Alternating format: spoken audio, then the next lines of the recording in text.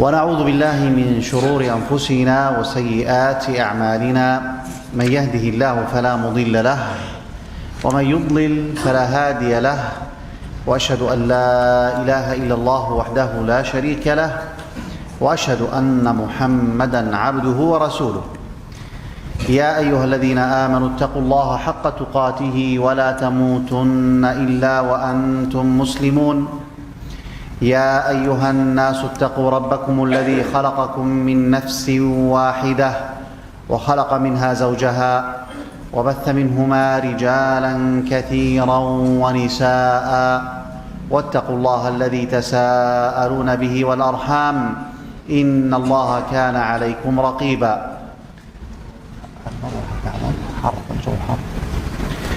يا أيها الذين آمنوا اتقوا الله وقولوا قولا سديدا يصلح لكم أعمالكم ويغفر لكم ذنوبكم ومن يطع الله ورسوله فقد فاز فوزا عظيما أما بعد فإن أصدق الكلام كلام الله تعالى وخير الهدى هدى محمد صلى الله عليه وسلم وشر الأمور محدثاتها وكل محدثة بدعة وكل بدعة ضلالة وكل ضلالة في النار. أيها الإخوة، حياكم الله في هذا اللقاء الذي أسأل الله سبحانه وتعالى أن يبارك فيه، وأعبر لكم عن فرحتي وسروري بوجودي بينكم، فأسأل الله سبحانه وتعالى أن يجعل اجتماعنا في مرضاته وأن يجعل تفرقنا بعده تفرقا معصوما. بسم الله الرحمن الرحيم. الحمد لله والصلاة والسلام على رسول الله وعلى آله وأصحابه ومن تبعهم بإحسان إلى يوم القيامة. Setelah Fadilatul Syekh hafizahullah taala membacakan khutbatul hajah, kemudian beliau mengucapkan selamat datang kepada antum sekalian di muhadharah pada sore hari ini. Ya, beliau memohon kepada Allah Subhanahu wa taala agar Allah Subhanahu wa taala memberkahi majelis kita, dan beliau juga mengungkapkan rasa bahagia beliau berada di tengah-tengah antum di tempat ini. Semoga Allah Subhanahu wa taala menjadikan perkumpulan kita pada sore hari ini dalam rangka mendapatkan keridhaan Allah Subhanahu wa taala, dan perpisahan kita setelahnya perpisahan yang dijaga dari berbagai macam keburukan. أيها الإخوة، سيكون حديثنا في هذا اللقاء بمشيئة الله تعالى عن أسباب الثبات على الهداية. Insyaallah taala yang akan menjadi tema pembahasan kita pada sore hari ini adalah sebab-sebab keistiqamahan seseorang di atas hidayah. فالله سبحانه وتعالى هو الذي خلقنا وغمرنا بسوابغ النعم، ومن هذه النعم التي يمن الله سبحانه وتعالى بها على من يشاء من عباده نعمة الهداية إلى عبادته وتوحيده. Allah Subhanahu wa taala adalah Rabb yang telah menciptakan kita, dan Allah Subhanahu wa taala telah menganugerahkan kepada kita banyak kenikmatan. Allah menyempurnakan kenikmatan-kenikmatan tersebut atas kita semua. Dan di antara kenikmatan-kenikmatan yang Allah Subhanahu wa taala berikan kepada kita adalah nikmat hidayah, di mana Allah Subhanahu wa taala memberikan kepada kita petunjuk sehingga kita mampu beribadah kepada Allah Subhanahu wa taala, menyembah kepada Allah Subhanahu wa taala. وقد جاء في القرآن الكريم في آيات كثيرة أن الله يهدي من يشاء ويضل من يشاء. Dan di dalam banyak ayat di dalam Al-Quran, Allah Subhanahu wa ta'ala telah menerangkan bahwasannya Allah Subhanahu wa ta'ala memberikan petunjuk bagi siapa yang Allah kehendaki, dan Allah Subhanahu wa ta'ala menyesatkan siapa yang Allah Subhanahu wa ta'ala kehendaki. فإذا علم المسلم أن الهداية بيد الله عز وجل فإنه يعلق قلبه بربه سبحانه وتعالى ويسأله الهداية صباح مساء. Dan ketika seorang hamba mengetahui bahwasannya hidayah berada di tangan Allah Subhanahu wa taala, maka seyogianya ia menggantungkan hatinya kepada Allah Subhanahu wa taala semata, meminta kepada Allah Subhanahu wa taala al-hidayah di pagi dan sore harinya, agar Allah Subhanahu wa taala mengokohkan hatinya di atas hidayah. Wal hidayatu hiya an yastaqim al-insan ala awamir Allah Subhanahu wa ta'ala fayaf'alu al-ma'murat wa yajtanibu al-manhiyat. Dan yang dimaksud dengan hidayah adalah keistiqomahan seseorang di dalam menjalankan perintah Allah Subhanahu wa taala. Maka ia menjalankan semua yang Allah Subhanahu wa taala perintahkan, dan ia juga meninggalkan semua yang Allah Subhanahu wa taala larang. Wal hidayatu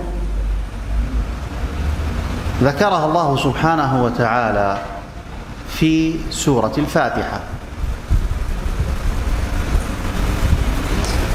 Dan hidayah Allah Subhanahu wa taala sebutkan di dalam surat Al-Fatihah. Wa suratul Fatihah fiha khulasatu ma fil Qur'ani kullih. Dan surat Al-Fatihah sendiri itu memuat ringkasan seluruh makna yang terdapat dan terkandung di dalam Al-Qur'an. Walidzalika summiyat ummul kitab. Dan oleh karena itulah di antara nama Al-Fatihah adalah Ummul Kitab, induknya Al-Quran.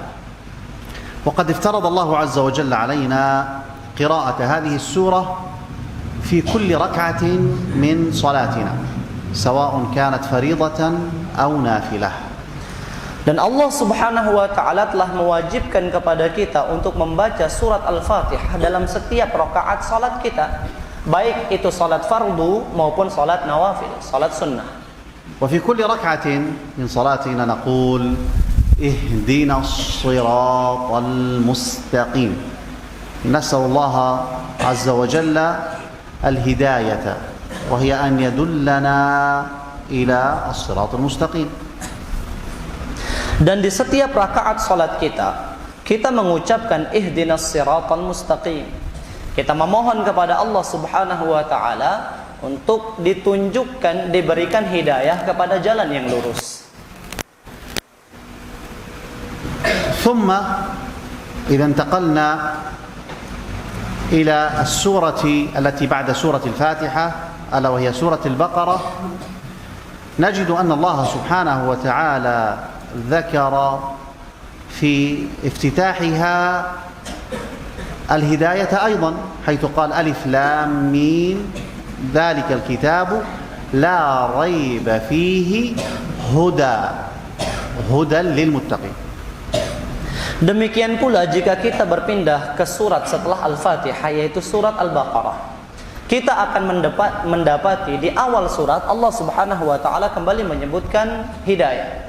Dalam firman Allah Subhanahu wa taala, Alif Lam Mim dzalikal kitabu la raiba fihi hudal lil muttaqin. Alif Lam Mim, ya, dialah Al-Qur'an, kitab tersebut tidak terdapat keraguan-raguan di dalamnya, petunjuk bagi orang-orang yang bertakwa. فأول سبب من أسباب الهداية هو اتباع القرآن الكريم. Sebab yang pertama di antara sebab-sebab hidayah ialah mengikuti Al-Qur'anil Karim. ويقول الله سبحانه وتعالى في سورة الإسراء إن هذا القرآن يهدي للتي هي أقوم. Allah Subhanahu wa taala berfirman di dalam Quran surat Al-Isra, "Inna hadzal Qur'ana yahdi lillati hiya aqwam." Sesungguhnya Al-Qur'an ini menunjukkan kepada jalan yang paling lurus. وكذلك إذا نظرنا وتأملنا في سورة البقرة نجد أن الله سبحانه وتعالى ذكر سببا آخر من أسباب الهداية ألا وهو اتباع سنة النبي صلى الله عليه وسلم. Demikian pula ketika kita meneliti firman Allah Subhanahu wa taala dalam Quran surat Al-Baqarah, kita akan mendapati sebab yang lain di antara sebab-sebab hidayah, yaitu mengikuti petunjuk dan sunnah Rasulullah sallallahu alaihi wasallam. وكذلك نجد سببا ثالثا من أسباب الهداية ألا وهو اتباع سبيل الصحابة رضي الله عنهم. Demikian pula kita akan mendapati sebab yang ketiga di antara sebab-sebab hidayah, yaitu mengikuti jalannya para sahabat radhiyallahu taala anhum ajma'in. فقد قال الله عز وجل في آخر الجزء الأول في أثناء محاورة ومجادلة أهل الكتاب، قال الله سبحانه وتعالى: وقالوا كونوا هودا أو نصارى تهتدوا. فقال الله سبحانه: قل بل ملة إبراهيم حنيفا وما كان من المشركين. فالهداية ليست في اتباع اليهودية ولا في اتباع النصرانية، وإنما في اتباع ملة أبينا إبراهيم عليه السلام. Allah Subhanahu wa taala menyebutkan di dalam Quran surat Al-Baqarah, tepatnya di akhir juz yang pertama, ketika Allah Subhanahu wa taala menyebutkan tentang perdebatan para ahlul kitab, Allah Subhanahu wa taala berfirman, dan mereka berkata, yaitu orang-orang Yahudi dan Nasrani berkata, jadilah kalian orang-orang Yahudi atau orang-orang Nasrani, niscaya kalian akan mendapatkan petunjuk. Kemudian Allah Subhanahu wa taala menyanggah ucapan mereka dan memerintahkan Nabi sallallahu alaihi wasallam untuk berkata, qul bal millata Ibrahim hanifa wa ma kana minal musyrikin. Yang jika kita mengikutinya kita akan mendapatkan petunjuk adalah millat Ibrahim. Itu jalannya ya Nabi Ibrahim alaihi salam. ثم قال تعالى: قولوا، والخطاب هنا قولوا للجمع، لمن؟ للصحابة رضي الله عنهم. قولوا آمنا بالله وما أنزل إلينا وما أنزل إلى إبراهيم وإسماعيل وإسحاق ويعقوب والأسباط وما أوتي موسى وعيسى وما أوتي النبيون من ربهم لا نفرق بين أحد منهم ونحن له مسلمون. فأمر الله سبحانه وتعالى الصحابة رضي الله عنهم أن يبينوا أنهم يؤمنون بكل ما أنزل الله على رسله، وأنهم يؤمنون بجميع الرسل لا يفرقون بين أحد منهم. Kemudian di ayat berikutnya Allah Subhanahu wa taala memerintahkan dalam firman-Nya, qulu amanna billah, katakanlah kami beriman kepada Allah. Siapa yang Allah Subhanahu wa taala perintahkan di sini? Mereka adalah para sahabat radhiyallahu taala anhum ajma'in. Allah Subhanahu wa taala memerintahkan mereka untuk mengatakan, kami beriman kepada Allah Subhanahu wa taala dan kepada kitab yang diturunkan kepada kami, dan juga kepada kitab yang diturunkan kepada para utusan sebelum Nabi Muhammad sallallahu alaihi wasallam. Kami beriman kepada kitab yang Allah turunkan kepada Ibrahim, kepada Ismail, kepada Ishak, dan kitab-kitab yang Allah berikan kepada Nabi Musa, Nabi Isa, dan nabi-nabi selain mereka alaihimus salatu wassalam. Kami tidak membeda-bedakan di antara para nabi dan para rasul.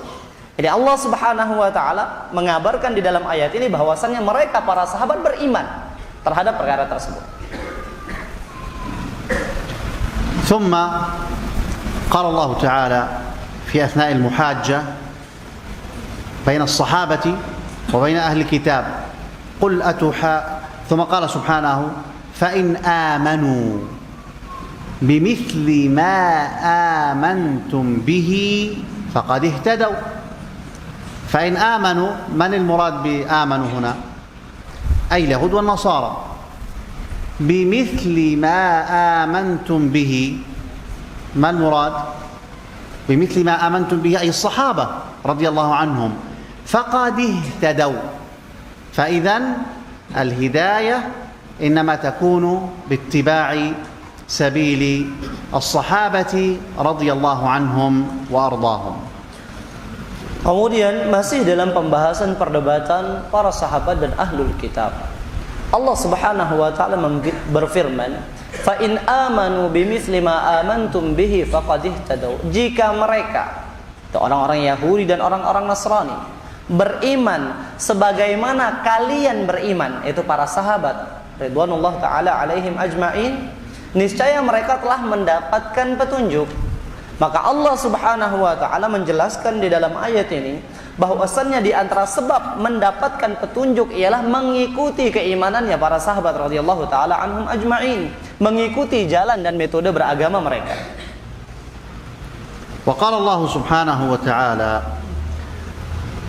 fi akhir surah Al-Baqarah, آمن الرسول بما أنزل إليه من ربه والمؤمنون. ما المراد والمؤمنون هنا؟ الصحابة، فهم أول من يدخل في هذه الآية لأن القرآن نزل عليهم. آمن الرسول بما أنزل إليه من ربه والمؤمنون، كل أي النبي صلى الله عليه وسلم والصحابة، كل آمن بالله وملائكته وكتبه ورسله واليوم الآخر لا نفرق بين أحد من رسله وقالوا سمعنا وأطعنا غفرانك ربنا وإليك المصير. فالصحابة رضي الله عنهم هم أول المستجيبون لأمر الله سبحانه وتعالى، وهم أول المهتدين، ولذلك أمر الله سبحانه وتعالى باتباع طريقهم وسلوك سبيلهم. Demikian juga yang Allah Subhanahu wa taala firmankan di akhir Al-Baqarah. Allah taala berfirman, "Amanar rasul bima unzila ilaihi mir rabbih wal mu'minun." Rasul yaitu Nabi Muhammad sallallahu alaihi wasallam beriman terhadap apa yang Allah Subhanahu wa taala turunkan kepadanya dari Rabb-nya. Demikian pula dengan al-mu'minun. Siapa yang dimaksud dengan al-mu'minun di dalam ayat ini? Para sahabat radhiyallahu taala anhum ajma'in, karena merekalah yang pertama kali masuk dalam sifat iman ini. Merekalah yang pertama kali memenuhi seruan Allah Subhanahu wa taala. Merekalah yang pertama kali beriman. Dalam ayat ini Allah Subhanahu wa taala menegaskan bahwasannya para sahabat adalah orang-orang yang beriman. Kemudian Allah taala sebutkan kullun, semuanya, yaitu Nabi sallallahu alaihi wasallam dan para sahabat. Kullun amana billah, semuanya beriman kepada Allah, kepada malaikat-malaikatnya, kepada kitab-kitabnya, kepada rasul-rasulnya, utusan-utusan Allah, tanpa membeda-bedakan rasul yang satu dengan rasul yang lain. Dan mereka berkata, sami'na wa ata'na, kami mendengarkan dan kami menaati. Ghufranaka, ampunanmu yang kami harapkan ya Rabb, wa ilaikal masir, dan kepadamulah kami akan dikembalikan. Idzan من أراد الهداية فعليه أن يتمسك بكتاب الله وأن يتمسك بسنة رسوله صلى الله عليه وسلم وأن يتمسك بطريقة السلف من الصحابة والتابعين وأتباع التابعين ومن سار على نهجهم. Maka barang siapa yang menginginkan hidayah, maka hendaklah ia berpegang teguh kepada kitabullah, kepada Al-Quran. Ia berpegang teguh kepada sunnah Nabi sallallahu alaihi wasallam. Ia berpegang teguh kepada petunjuknya para sahabat radhiyallahu taala anhum ajma'in, kepada petunjuknya para tabi'in, atba'ut tabi'in, dan orang-orang yang mengikuti mereka dengan baik hingga akhir zaman. وقد علمنا أن الله عز وجل بيده الهداية، فهو يهدي من يشاء ويضل من يشاء. فالمؤمن دائما وأبدا يعلق قلبه بالله عز وجل ويدعوه صباح مساء بأن يهديه الصراط المستقيم وبأن يثبته على الصراط وأن يثبته في الصراط.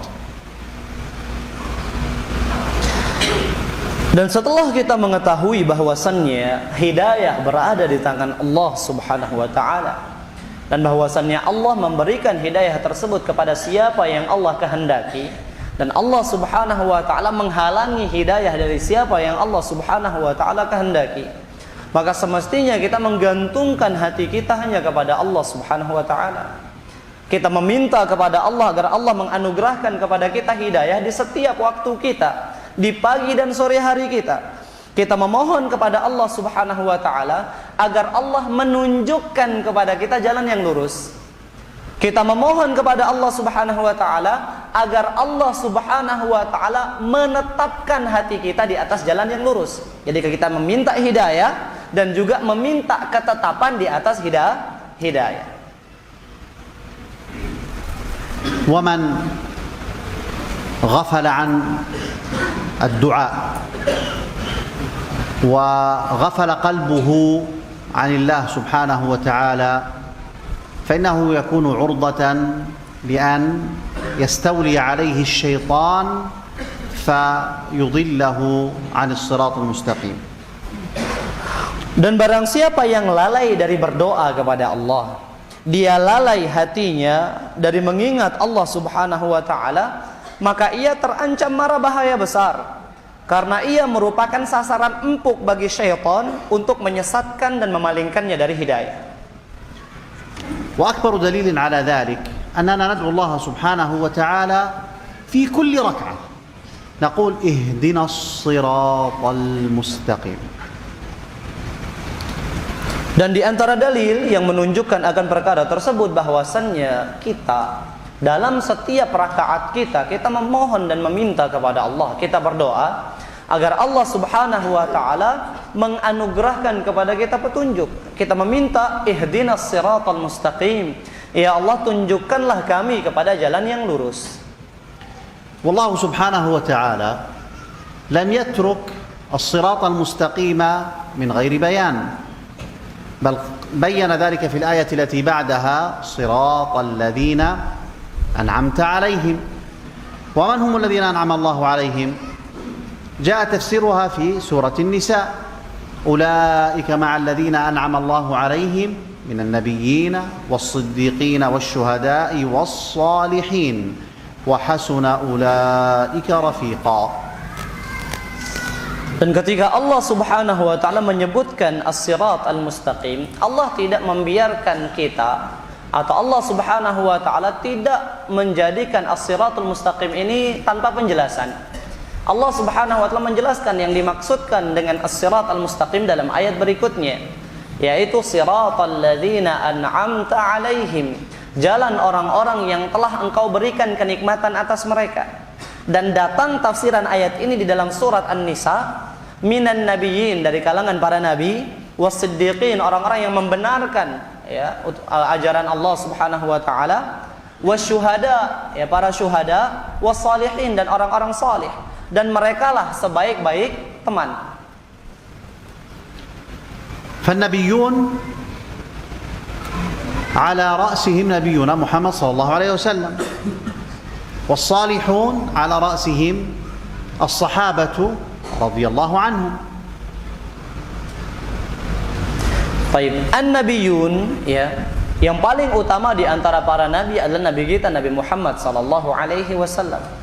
Kemudian Allah juga menyebutkan as-salihun, dan yang menempati kedudukan paling tinggi dalam derajat kesalihan adalah para sahabat radhiyallahu taala anhum ajma'in. Wa idza salaka al-insanu طريق الهداية فلا يظنن أنه بلغ النجاة، وإنما يعلم أن قلبه شديد التقلب، فيسأل الله عز وجل أن يثبت قلبه على هذه الهداية. Ketika seorang hamba telah menapaki jalan hidayah, maka jangan sekali-kali ia mengira bahwasannya dengan menapaki jalan hidayah tersebut bahwasannya ia telah sampai kepada keselamatan. Tidak demikian. Hendaklah ia mengetahui bahwasannya hatinya manusia itu sangat mudah berbolak-balik. maka hendaklah ia terus memohon kepada Allah Subhanahu wa taala agar Allah menetapkan dan mengokohkan hatinya di atas hidayah. فهذا نبينا صلى الله عليه وسلم وهو قدوتنا وأسوتنا كان صلوات الله وسلامه عليه في كل سجود يدعو قائلا يا مثبت القلوب ثبت قلبي على دينك ويا مصرف القلوب صرف قلبي على طاعتك. Dan ialah Rasulullah sallallahu alaihi wasallam teladan kita yang menjadi acuan kita di dalam beragama. Beliau senantiasa meminta kepada Allah Subhanahu wa taala dalam sujud beliau. Beliau mengucapkan doa ya musabbital qulub, wahai zat yang mengokohkan hati manusia. Sabbit qalbi ala dinik, tetapkanlah, kokohkanlah hatiku di atas agamamu. Wa ya musarrifal qulub, dan wahai zat yang maha memalingkan dan mencondongkan hati manusia. Sarrif qalbi ala ta'atik, condongkanlah hatiku kepada ketaatan terhadapmu.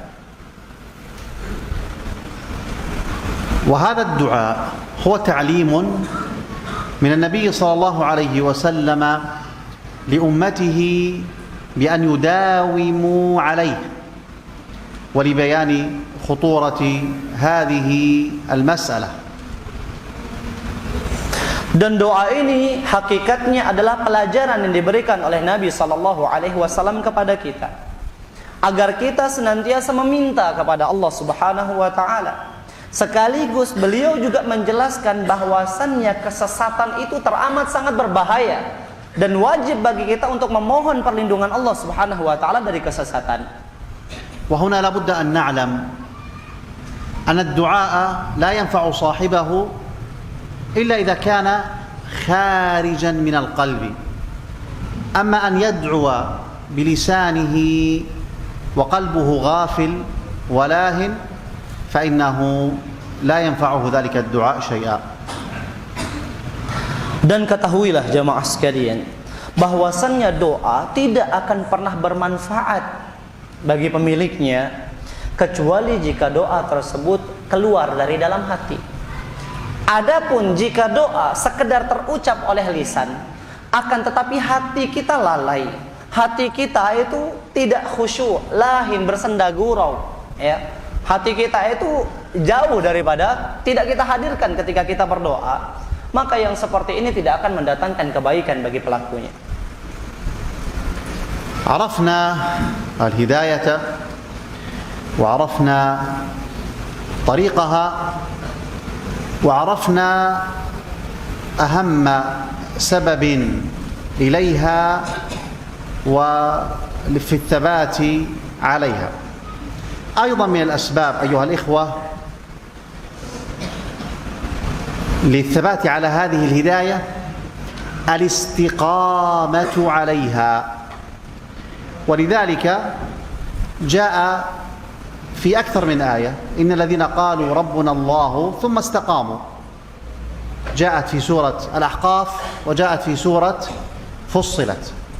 فلا بد من الاستقامة على الطاعة والاستمرار عليها واستشعار أن ذلك فضل ومنة من الله سبحانه وتعالى.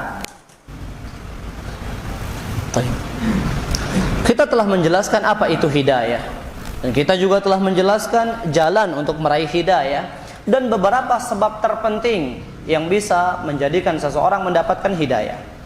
Dan di antara sebab untuk memperoleh hidayah ialah istiqamah di dalam menjalankan petunjuk tersebut. Dan di dalam beberapa ayat di dalam Al-Quran Allah sebutkan, di antaranya di dalam Quran surat Al-Ahqaf, dan Allah Subhanahu wa taala sebutkan juga di dalam Quran surat Fussilat, bahwasannya Allah Subhanahu wa taala menggandengkan keimanan dengan istiqamah. Allah taala berfirman, innal ladzina qalu rabbuna Allahu tsumma istaqamu. Sesungguhnya orang-orang yang berkata Rabb kami adalah Allah dan mereka beristiqamah. Ini diperlukan istiqamah, yaitu seseorang terus berusaha untuk mengamalkan syariat Allah Subhanahu wa taala, mengamalkan ajaran Allah Subhanahu wa taala. Ya. Dan dia terus menghadirkan ketika ia beramal bahwasannya ini merupakan bentuk nyata daripada keutamaan dan anugerah yang Allah Subhanahu wa taala berikan kepadanya. Innal ladzina qalu rabbuna Allah thumma istaqamu جاءت على سبيل الخبر وفي ذلك حث المؤمنين على هذا الأمر المهم. ولكن ماذا كان الحال مع النبي صلى الله عليه وسلم؟ جاءه الأمر من الله عز وجل فاستقم كما أمرت ومن تاب معك. جاء النبي صلى الله عليه وسلم بالأمر، وهذا ليس بالشيء الهين أن يستقيم الإنسان كما أمر. Ayat ini kalau kita melihat polanya adalah berita. Akan tetapi ia mengandung anjuran agar kita senantiasa beriman kepada Allah Subhanahu wa taala dan istiqamah di atas jalan keimanan tersebut. Dan ternyata ada ayat lain yang di dalamnya Allah Subhanahu wa taala memerintahkan Rasulullah sallallahu alaihi wasallam untuk beristiqamah dan juga memerintahkan orang-orang yang senantiasa bertaubat bersama Nabi sallallahu alaihi wasallam. Allah taala berfirman, "Fastaqim kama umirta." Dan istiqamahlah engkau, maka istiqamahlah engkau wahai Muhammad sebagaimana diperintahkan untukmu. Wa man taba ma'aka, dan orang-orang yang senantiasa bertaubat bersamamu. Artinya Allah Subhanahu wa taala di dalam ayat yang lain memerintahkan Rasulullah sallallahu alaihi wasallam dan umat beliau untuk beristiqamah kepada Allah Subhanahu wa taala sebagaimana yang Allah perintahkan. Idzan al-istiqamatu takunu kama أمر الله سبحانه وتعالى وكما جاء في سنة النبي صلى الله عليه وسلم. ولهذا نجد أن النبي صلى الله عليه وسلم قال: من توضأ كما أمر. وفي حديث آخر: من صلى كما أمر. فالمسألة مبنية على الاتباع وليست مبنية على الابتداع وعلى ما تهوى الأنفس. Maka kita mengetahui dari perintah Allah Subhanahu wa taala kepada Nabi sallallahu alaihi wasallam agar beliau beristiqamah sebagaimana diperintahkan. Kita garis bawahi, istiqamah harus sesuai dengan perintah Allah Subhanahu wa taala. Istiqamah harus sesuai dengan petunjuk Nabi sallallahu alaihi wasallam. Sehingga kita dapati di dalam beberapa hadis Nabi sallallahu alaihi wasallam bersabda, "Man tawaddaa kama umir." Barang siapa yang berwudu sebagaimana diperintahkan. "Wa man shalla kama umir." Barang siapa yang salat sebagaimana ia diperintahkan. Maka yang menjadi tolak ukur ada pada kalimat ya sebagaimana diperintahkan. Beliau katakan yang menjadi tolak ukurnya adalah apa? Istiqamahnya seseorang, kesesuaian ya istiqamah tersebut dengan sunnah Nabi sallallahu alaihi wasallam. Tolak ukurnya adalah mutaba'atun Nabi sallallahu alaihi wasallam, bukan perkara-perkara baru atau ibtida', membuat ajaran-ajaran baru yang kemudian dimasukkan ke dalam agama Islam.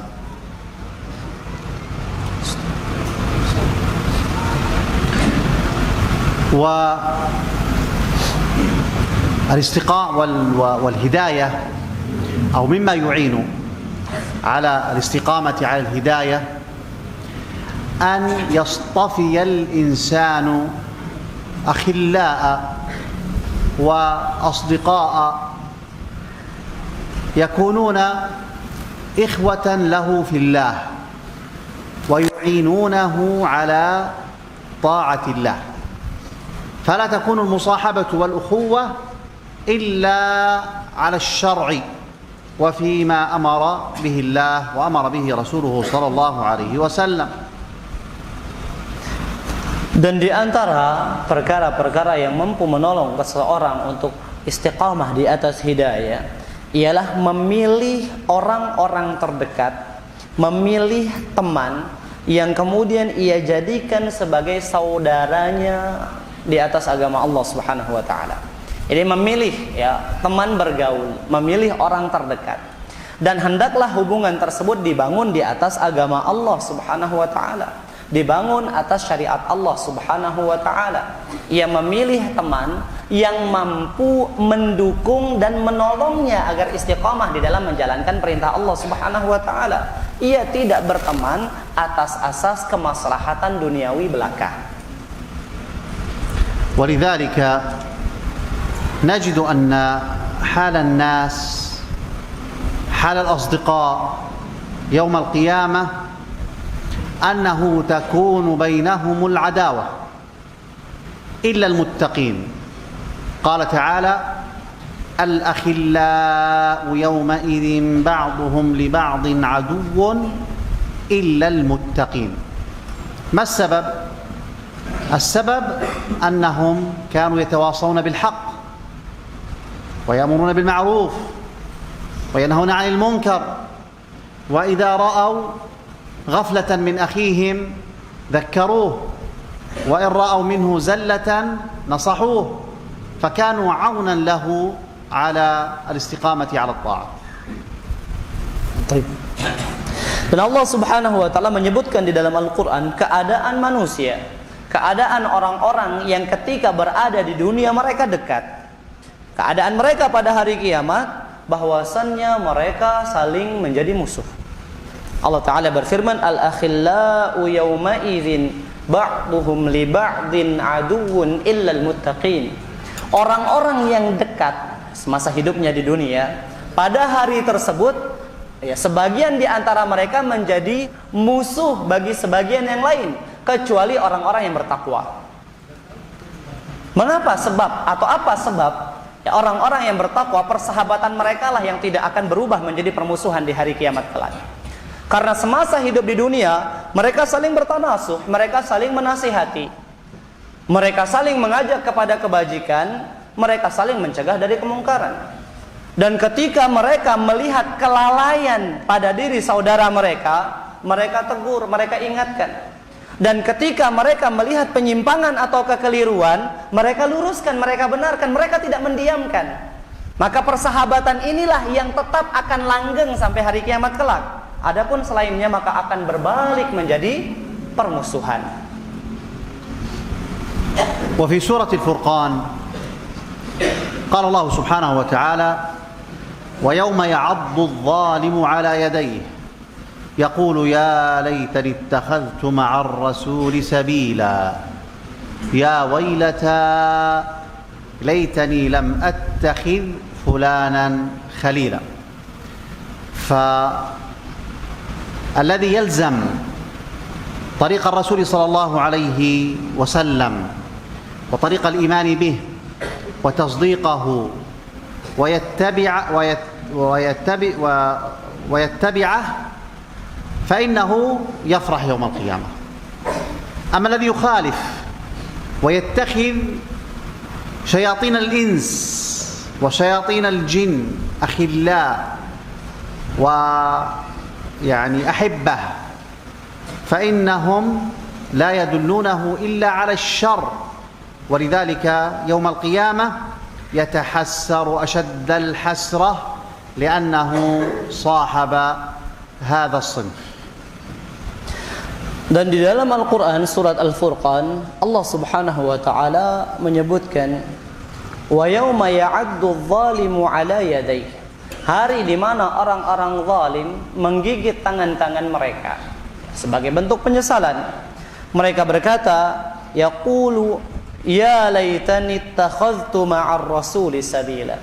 Andai saja aku tidak mengambil jalan lain selain jalannya Rasulullah sallallahu alaihi wasallam. Ya, aku tidak mengambil petunjuk lain selain petunjuknya Rasulullah sallallahu alaihi wasallam. Kemudian disebutkan salah satu penyebab atau faktor yang memalingkannya dari jalan Rasul apa? Ya wailata laitani lam attakhidh fulanan khalila. Andai saja dahulu aku tidak menjadikan fulan sebagai orang terdekat. Di sini penyebab terbesar ketergelinciran orang tersebut ialah karena ia salah memilih teman, yang kemudian menyebabkan ia tersesat. Kemudian beliau menjelaskan, maka barang siapa yang menjadikan petunjuk Rasul sallallahu alaihi wasallam sebagai pijakannya di dalam beramal, ia akan termasuk golongan orang-orang yang berbahagia. Adapun orang-orang yang lebih memilih menjadikan syaitan baik dari bangsa jin maupun bangsa manusia sebagai teman dekat mereka, maka pada hari kiamat mereka akan menyesali perbuatan tersebut dengan penyesalan yang besar, karena mereka termasuk orang-orang yang merugi. ويقول النبي عليه الصلاة والسلام موضحا هذا الأمر: المرء على دين خليله فلينظر أحدكم من يخالل. وفي المثل العربي يقولون: الصاحب ساحب. فإن كان صاحبك من أهل التقى وأهل الهدى فإنه يسحبك إلى الهدى والتقى، وإن كان صاحبك من أهل الفجور والشقاوة فإنه أيضا يسحبك إلى الفجور والشقاوة والغواية والضلالة والعياذ بالله. Nabi SAW di dalam sunnah, di dalam hadis beliau menjelaskan perkara ini. Beliau SAW bersabda, "Al-mar'u ala dini khalilihi, falyanzur ahadukum man yukhalil." Sesungguhnya seseorang akan berada di atas agama orang terdekatnya, maka hendaklah kalian memperhatikan siapa yang hendak ia jadikan sebagai teman dekat. Demikian pula dikatakan di dalam pepatah Arab, as-sahibu sahib, teman itu menarik. Ya, dia akan menarik. Jika kita berteman dengan ahli takwa, maka ia akan menarik kita ke dalam ketakwaan. Jika kita berteman dengan ahlus salah, maka dia akan menarik kita ke dalam kesalihan. Namun jika kita berteman dengan ahlul fujur, orang-orang yang senantiasa bermaksiat, ahlus syaqawah, orang-orang yang merugi, orang-orang yang sengsara karena pelanggaran mereka di atas agama Allah, maka kita pun akan ditarik ke dalam kemaksiatan tersebut. Kita akan ditarik ke dalam pembangkangan tersebut, sehingga kita pun menjadi seperti mereka. ومن الأسباب التي تعين الإنسان على الاستقامة على الهداية أن يبتعد عن طرق الغواية، وأشد طرق الغواية هو اتباع عدونا الأول إبليس. فالعداوة بين إبليس وبين بني آدم قائمة إلى قيام الساعة. Dan di antara sebab yang bisa membantu seseorang untuk istiqamah di atas hidayah ialah menjauhi jalan-jalan kesesatan. Dan jalan kesesatan yang paling utama ialah mengikuti musuh sejatinya umat manusia, anak keturunan Nabi Adam alaihissalam. Siapa? Iblis laknatullah alaih. Mengikuti iblis merupakan jalan kesesatan yang paling besar. Dan permusuhan antara iblis dengan umat manusia keturunan Nabi Adam alaihissalam, ini adalah permusuhan yang terus akan terjadi sampai ditegakkannya hari kiamat kelak, tidak akan terputus. Iblis adalah musuh jamaah sekalian. وقد ذكر الله سبحانه وتعالى قصة إبليس وكررها في أكثر من موضع في القرآن الكريم، وذلك لتنبيه الناس وألا يغفلوا عن ذلك العدو، فإن ذلك العدو لا ينام وهو يعمل دائما ليل نهار، فمتى ما وجد الغفلة أو وجد أي طريق يستطيع أن يصرف الإنسان فيه عن الهداية إلى الغواية فإنه يبادر إلى ذلك ولا ينتظر. Dan dalam Al-Quran Allah subhanahu wa ta'ala telah menyebutkan kisah iblis, dan Allah mengulanginya di beberapa tempat di dalam Al-Quran sebagai bentuk peringatan dari Allah subhanahu wa ta'ala kepada kita agar kita tidak lalai daripada musuh kita tersebut. Karena musuh kita yang satu ini, dia tidak pernah tidur. Dia terus berusaha di petang dan siang hari untuk menyesatkan kita. Kapanpun ia melihat ada sebuah celah untuk menjadikan kita umat manusia tergelincir, maka ia akan bersegera dan ia tidak akan menanti, ia tidak akan menunda. Ia langsung akan berusaha untuk selalu menyesatkan kita. فبعد أن أظهر الله سبحانه وتعالى حقيقة إبليس وطرده من رحمته، طلب إبليس من الله عز وجل أن يمهله إلى قيام الساعة،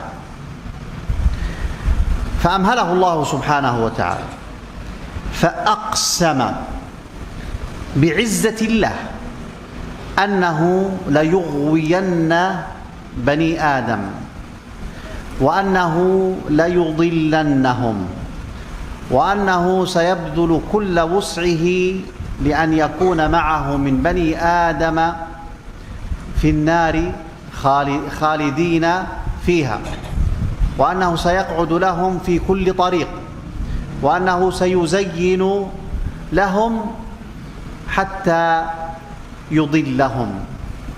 وقد كان ذلك، ولكن إبليس يعلم أنه لن يستطيع أن يضل كل بني آدم، فهناك صنف من بني آدم ليس له طريق إليهم، ألا وهم عباد الله المخلصون. Kemudian Allah Subhanahu wa taala setelah menjelaskan tentang hakikat iblis dan bagaimana usaha besarnya untuk menyesatkan manusia, Allah Subhanahu wa taala mengabarkan bahwasanya Allah telah mengusir iblis dan menjauhkannya dari rahmat Allah Subhanahu wa taala. Iblis memohon dan meminta kepada Allah agar diberikan tenggang waktu, ya, sampai hari kiamat untuk menyesatkan umat manusia. Bahkan iblis bersumpah bahwasannya ia bersumpah dengan keagungannya Allah Subhanahu wa taala, bahwasannya dia akan terus berusaha untuk memalingkan dan menyesatkan umat manusia, dan dia akan mengerahkan seluruh kekuatan yang ia miliki untuk merealisasikan tujuan tersebut. Iblis akan selalu berada di jalan yang ditempuh oleh seluruh anak Adam. Jalan kebaikan apapun yang kita berusaha untuk tempuh, maka iblis akan berusaha untuk menghalangi kita di jalan tersebut. Iblis akan menghiasi, ya, perkara-perkara buruk, perkara-perkara batil sehingga tampak indah, sehingga kita pun tertipu dan terperdaya. Ini cara iblis untuk berusaha menjadikan kita tergelincir. Bagaimana agar ia memiliki teman di dalam neraka Allah Subhanahu wa taala, disiksa kekal di dalam neraka. Namun tentunya iblis tidak akan pernah mampu untuk memalingkan dan menyesatkan seluruh umat manusia. Ada satu golongan manusia yang iblis tidak berdaya di hadapan mereka. Iblis tidak mampu untuk menyesatkan mereka, yaitu hamba-hamba Allah Subhanahu wa taala yang Allah pilih, yang Allah Subhanahu wa taala anugerahkan kepada mereka keikhlasan di dalam beribadah kepada Allah. أيها الإخوة، هناك أمر مهم وعامل مهم في الثبات على الهداية والاستقامة عليها، ألا وهو طلب العلم والجد والاجتهاد فيه. فلماذا يستجيب الإنسان لإبليس؟ ولماذا يستجيب الإنسان لهواه؟ لأنه إما أن يكون جاهلا وإما أن يكون صاحب هوى. فصاحب الهوى لا حديث لنا معه أو عنه، وإنما حديثنا عن الجاهل. فالجاهل لو كان يعلم فإنه سيقى كثيرا من الأسباب التي توقعه في الغواية وفي الضلالة. وبطلب العلم فإن الإنسان يثبت على الهداية ويستمر عليها. Dan di antara perkara yang teramat sangat penting yang bisa menjadikan seseorang istiqamah di atas hidayah ialah talabul ilm, menuntut ilmu dan bersungguh-sungguh serta mengerahkan segala yang ia miliki untuk menuntut ilmu. Jika kita melihat tidaklah seseorang mengikuti seruan syaitan, tidaklah seruan iblis. Ia tidak pula mengikuti seruan dan ajakan hawa nafsunya, melainkan secara umum karena dua sebab. Yang pertama, karena ia jahil terhadap agama Allah Subhanahu wa taala, karena ketidakadaan ilmunya, dia tidak memiliki ilmu. Atau yang kedua, ia memiliki ilmu namun ia sahibu hawa. Dia adalah orang yang betul-betul pengikut hawa nafsu, sehingga kebenaran apapun yang sampai kepadanya alhamdulillah. Alhamdulillah. Jazakallah khair. Sehingga kebenaran apapun yang sampai kepadanya mental. Ia tidak terpengaruh oleh kebenaran tersebut. Dan kita tidak memiliki urusan dengan orang-orang yang menjadi budak hawa nafsu mereka, pengikut hawa nafsu. Yang kita bicarakan di sini ialah besarnya pengaruh kebodohan terhadap penyimpangan seseorang. Bahwasannya semakin jauh seseorang dari ilmu, maka semakin mudah ia terperdaya dan tergelincir ke dalam kesesatan.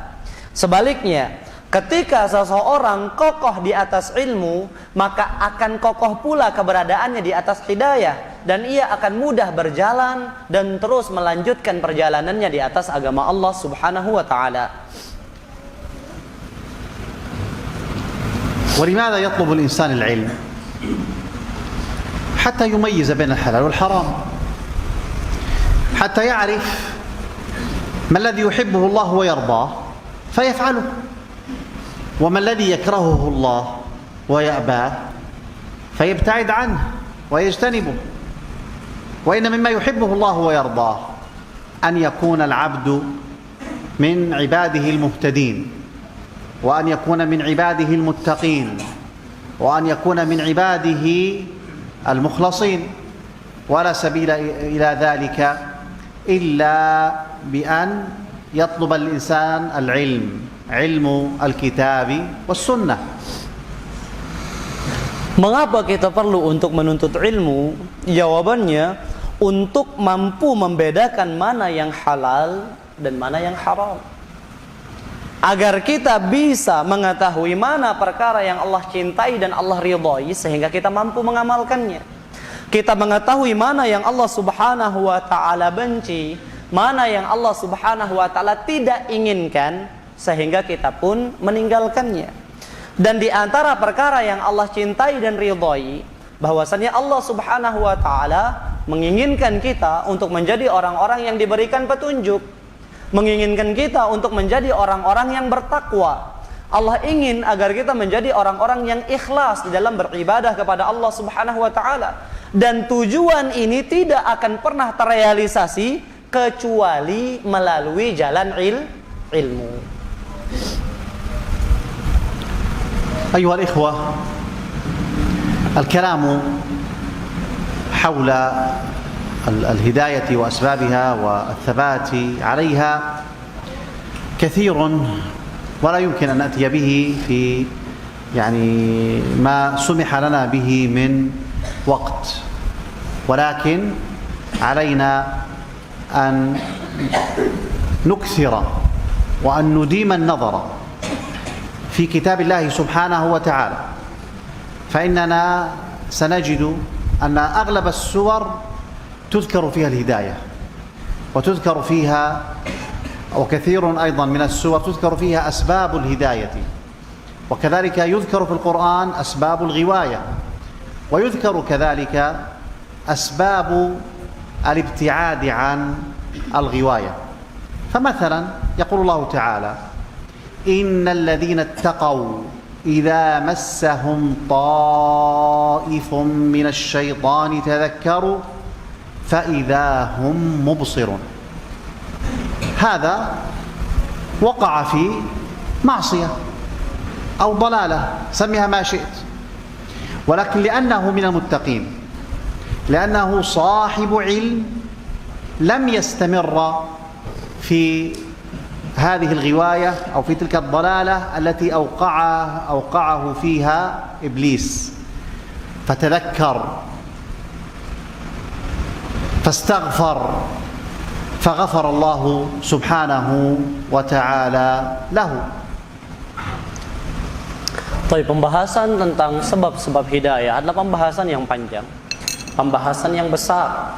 Tidak mungkin mampu kita tuntaskan dalam waktu yang diberikan kepada kita ini. Akan tetapi, perbanyaklah membaca Al-Quran dan perbanyaklah mentadabburi Al-Quran, karena hampir setiap Al-Quran, setiap surah di dalam Al-Quran terdapat pembahasan hidayah. Ya. Allah Subhanahu wa taala menyebutkan sebab-sebab hidayah, atau Allah Subhanahu wa taala menyebutkan sebab-sebab al-ghiwayah, sebab-sebab kesesatan. Atau Allah Subhanahu wa taala menyebutkan sebab-sebab yang bisa menolong seseorang agar terhindar daripada kesesatan. Sebagaimana atau contohnya firman Allah Subhanahu wa taala, innal ladzina taqaw idza massahum ta'ifatun minasyaitani tadzakkaru. Idza massahum ta'ifun minasyaitani tadzakkaru. Sesungguhnya orang-orang yang beriman, ya, ketika ia digoda oleh syaitan sehingga mereka terjatuh ke dalam kemaksiatan, maka mereka segera mengingat, segera tersadar. Ini adalah ketakwaan. Jadi terjatuh ke dalam dosa, terjatuh ke dalam kemaksiatan atau kesesatan, namun ia segera kembali kepada Allah. Ia memohon ampun kepada Allah, bertaubat kepada Allah, sehingga Allah pun mengampuninya. Jadi seperti itu. Jadi kita ketahui bahwasannya di sini Allah menyebutkan keutamaan takwa, bahwasannya ia akan menjaga, ya, pemiliknya menjaga pelakunya daripada terus terjatuh ke dalam kesesatan dan pelanggaran. Dan yang semisal ini di dalam Al-Quran itu banyak.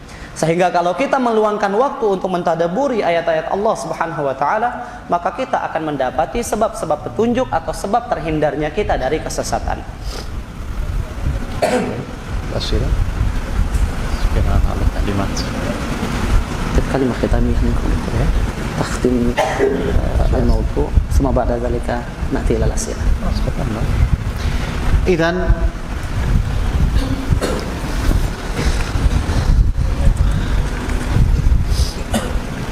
هناك كثير من الأمثلة ذكرت في القرآن الكريم ممن كان على الاستقامة ولكنه ترك الاستقامة وترك الهداية واتبع طريق الغواية، فنعوذ بالله ممن هذا حاله. فالمؤمن دائما في هذه الحياة يكون بين خوف ورجاء. خوف من أن يقع في الضلالة فيكون ممن غضب الله عليه، ورجاء يرجو أن يوفقه الله للخير حتى ينال رضا الله وينال جنته. نسأل الله سبحانه وتعالى أن يوفقنا وإياكم لما يحب ويرضى، وأن يثبتنا على دينه، وأن يثبت قلوبنا على طاعته، وأن يجعلنا من أهل الهداية، وأن يثبتنا على ذلك، وأن يميتنا عليه، ونعوذ به من طريق الغواية ومن أسبابها الموصلة إليها، إنه ولي ذلك والقادر عليه. وصلى الله وسلم على نبينا محمد وعلى آله وصحبه وسلم. Kemudian beliau menyebutkan bahwasannya di antara manusia ada yang mengenal petunjuk. Kemudian setelah ia mengenal petunjuk tersebut, ia berpaling meninggalkan petunjuk. Ia justru terjatuh ke dalam kesesatan. Maka kita berlindung kepada Allah Subhanahu wa taala agar kita tidak menjadi orang-orang yang seperti itu keadaannya. Kemudian di akhir majelis beliau berdoa kepada Allah Subhanahu wa taala agar Allah Subhanahu wa taala senantiasa memberikan kepada kita taufik, kepada hidayah. Allah Subhanahu wa taala menganugerahkan kepada kita hidayah, menetapkan langkah kita di atas hidayah, dan agar Allah mewafatkan kita di atas hidayah. Agar Allah Subhanahu wa taala menghindarkan kita dari kesesatan dan semua sebab yang bisa menjadikan kita terjatuh ke dalam kesesatan. Innahu waliyyu dzalika wal qadiru alaih. Wa sallallahu ala nabiyyina Muhammadin wa alihi wa sahbihi wasallam. Tafadhal bagi yang memiliki pertanyaan, pertanyaannya tertulis.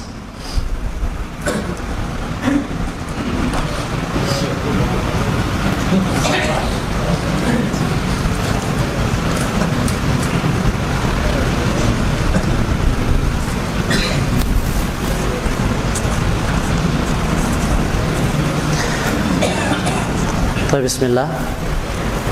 السائل يسأل شيخنا: هل صحيح أننا إذا أخطأنا في اختيار الرئيس فإننا سنكون أهلك الناس يوم القيامة؟ سنكون إيه؟ أهلك الناس، رئيس. أكثر الناس هلكة. رئيس الجمهورية هكذا. إذا دخل في الانتخابات مثلا وأعطى صوته لمرشح معين فأخطأ في اختيار هذا الرئيس، فإن إيش النتيجة؟ يكون أهلك الناس وأشد الناس عذابا بسبب ذلك.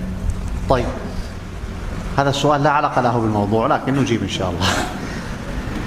أولا، أن تذكر حكما أخرويا لا بد أن يكون عندك دليل عليه.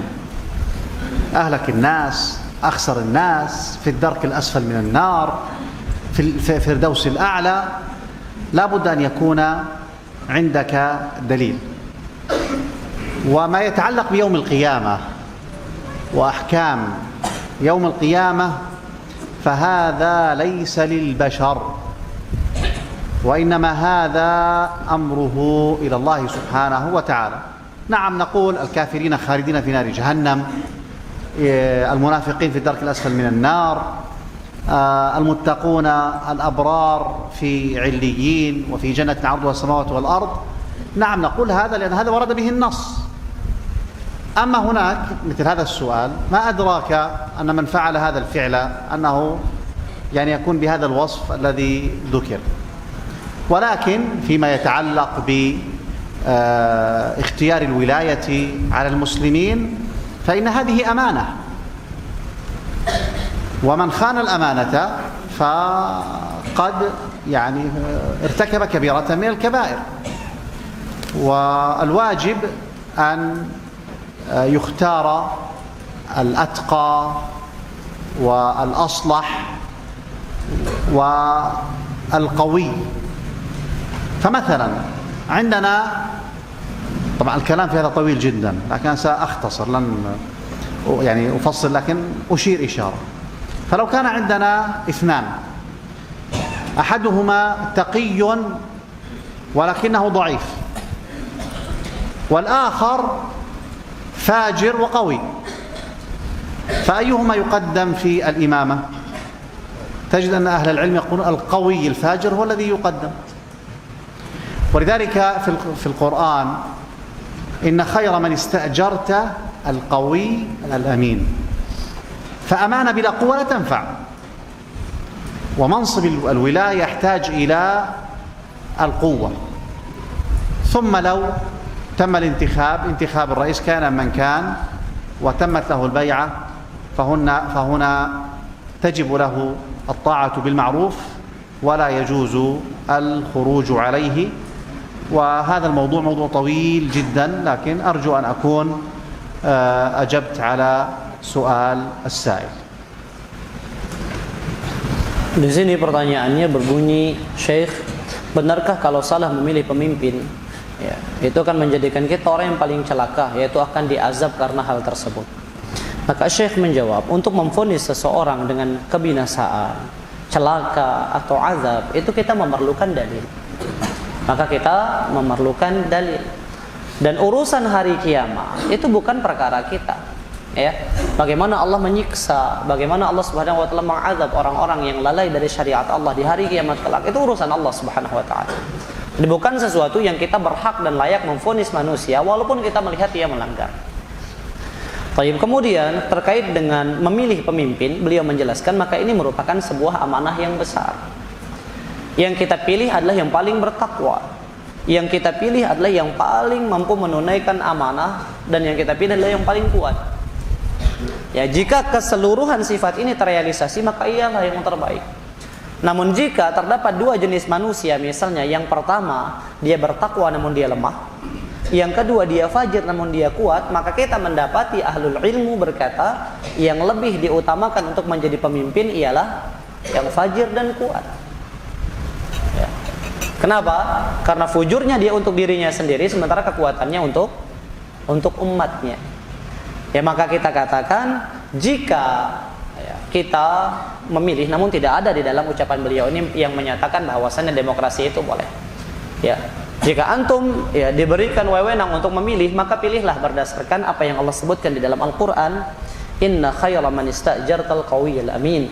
Sebaik-baik yang engkau pakai tenaganya ialah al-qawi, ya, yang kau mintai pertolongannya adalah al-qawi yang kuat, al-amin yang amanah. Ya. Kemudian jika ya intikhabat ini, proses pemilihan pemimpin ini telah selesai dan telah terpilih pemimpin dari proses tersebut, maka kita wajib untuk taat ya selama di dalam ketaatan, ya, selama tidak bermaksiat kepada Allah Subhanahu wa taala, dan kita tidak boleh memberontak, tidak boleh keluar daripada ketaatan kepada pemimpin yang terpilih. Wallahu taala a'la wa alam. Pembahasan ini adalah pembahasan yang panjang. Semoga saya telah menjawab pertanyaan daripada sang penanya, kata Syekh. Jazakumullah khair. Kaifa nansah asdiqa'ana alladhina yatlubuna al-ilma lada muallimin faqat bisababi tariqatihi fil ada wa ma'a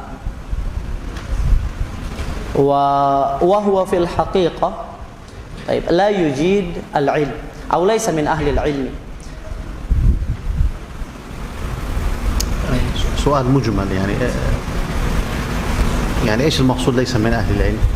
طيب طالب تعلم لدى شيخ وهذا الشيخ يجيد طريقة الأداء، عنده أداء جميل لكنه عنده مخالفة، وأكثر أهل العلم يقول لا تطلب العلم من هذا الشخص. كيف ننصح هذا؟ يعني أنت تعرف مقصود السائل، يعني ذاك تفصل؟ نعم.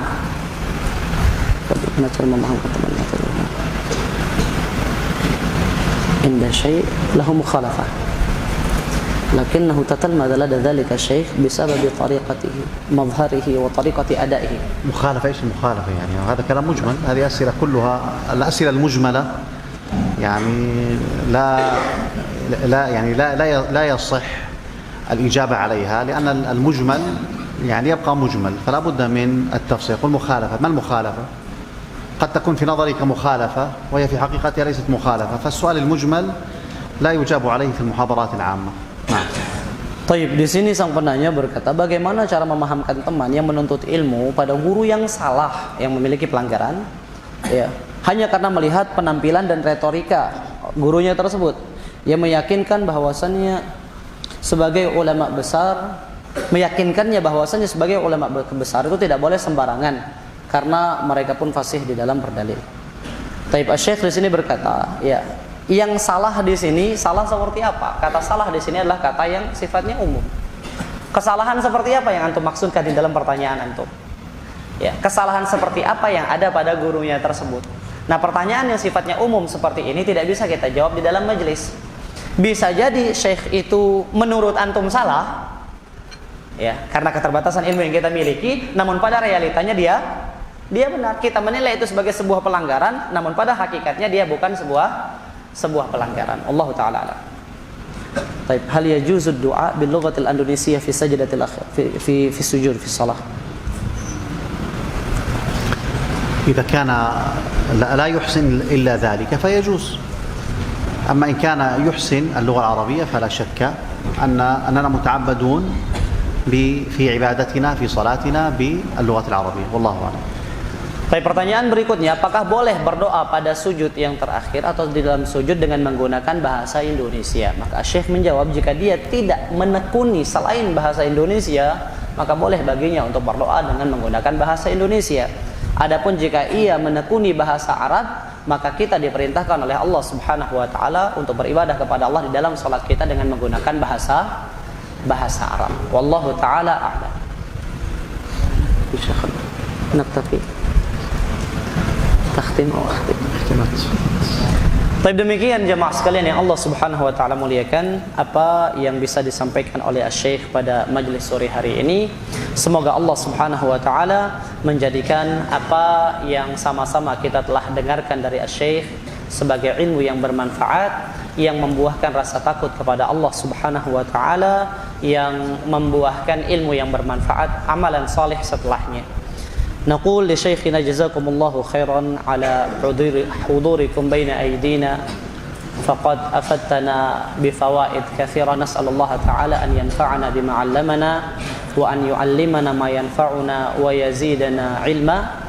Terima kasih dan jazakumullahu khairan kami sampaikan kepada Syekh yang telah meluangkan waktu untuk hadir di tengah-tengah kita semua, memberikan banyak sekali faidah kepada kita. Kita mohon kepada Allah agar Allah senantiasa menjadikan apa yang kita pelajari bermanfaat dan menganugerahkan kepada kita dan memberikan kepada kita manfaat dari apa yang kita pelajari, dan agar Allah menambahkan ilmu kita, innahu waliyyu dzalika wal qadiru alaih.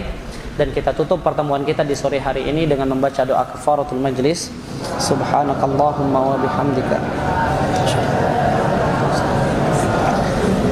Assalamualaikum warahmatullahi wabarakatuh.